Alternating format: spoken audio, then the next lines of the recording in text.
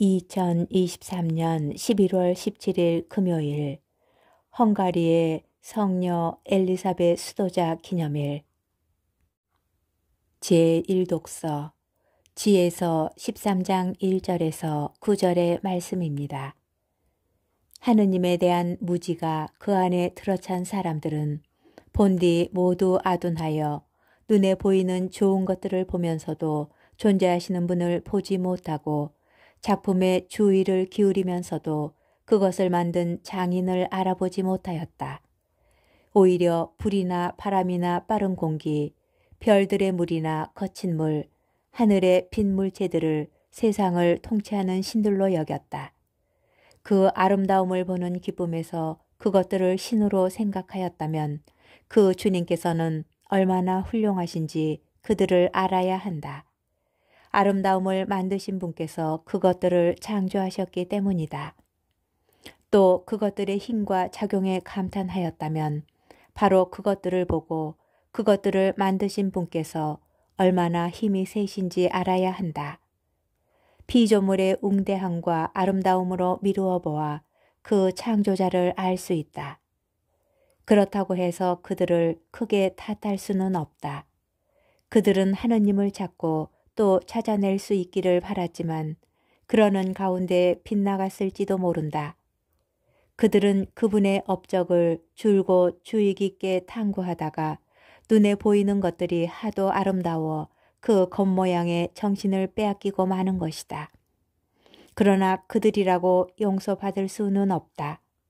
세상을 연구할 수 있을 만큼 많은 것을 아는 힘이 있으면서 그들은 어찌하여 그것들의 주님을 더 일찍 찾아내지 못하였는가? 주님의 말씀입니다. 복음 루카복음 17장 26절에서 37절의 말씀입니다. 그때 예수님께서 제자들에게 말씀하셨다.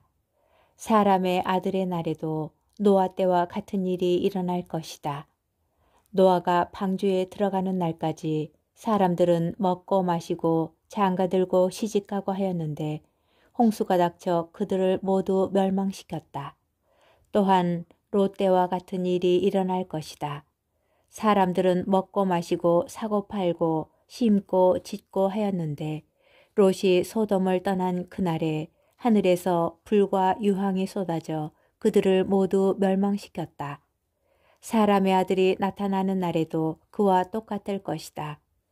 그는 옥상에 있는 이는 세간이 집안에 있더라도 그것을 꺼내러 내려가지 말고 마찬가지로 들에 있는 이도 뒤로 돌아서지 마라. 너희는 롯의 아내를 기억하여라. 제 목숨을 보존하려고 애쓰는 사람은 목숨을 잃고 목숨을 잃는 사람은 목숨을 살릴 것이다. 내가 너희에게 말한다. 그날 밤에 두 사람이 한 침상에 있으면 하나는 데려가고 하나는 버려둘 것이다. 두 여자가 함께 맷돌질을 하고 있으면 하나는 데려가고 하나는 버려둘 것이다. 제자들이 예수님께 주님 어디에서 말입니까? 하고 묻자 예수님께서 그들에게 이르셨다. 시체가 있는 곳에 독수리들도 모여든다. 주님의 말씀입니다. 오늘의 묵상. 오늘 복음에서 제자들은 예수님께서 다시 오실 날의 표징들, 다시 말해서 정확한 시간과 구체적인 장소에 관하여 궁금해하였던 것 같습니다. 그래서 주님 어디에서 말입니까? 하고 묻습니다. 사람의 아들이신 예수님께서는 그날은 아무도 예측할 수 없으므로 일상생활 가운데 종말이 닥칠 것이라고 말씀하십니다. 이처럼 제자들은 종말에 대한 좀 더 정확하고 구체적인 표지들을 바라지만 스승이신 예수님께서는 즉답을 피하시며 알아들을 수 없는 이야기만 하십니다. 구약 성경의 예언서에서 독수리 같은 맹금류는 하느님의 심판과 연결됩니다. 루카복음서 17장 37절에서 시체가 있는 곳에 독수리들도 모여든다 라는 말씀은 그 누구도 하느님의 심판을 피할 수 없음을 뜻합니다. 사람의 아들이시며 구세주이신 하느님의 아드님 그리스도께서 언제 어디서 어떤 방식으로 다시 오실지를 예견하노라. 일상생활에서 동조하거나 불안해할 필요가 없다는 뜻입니다.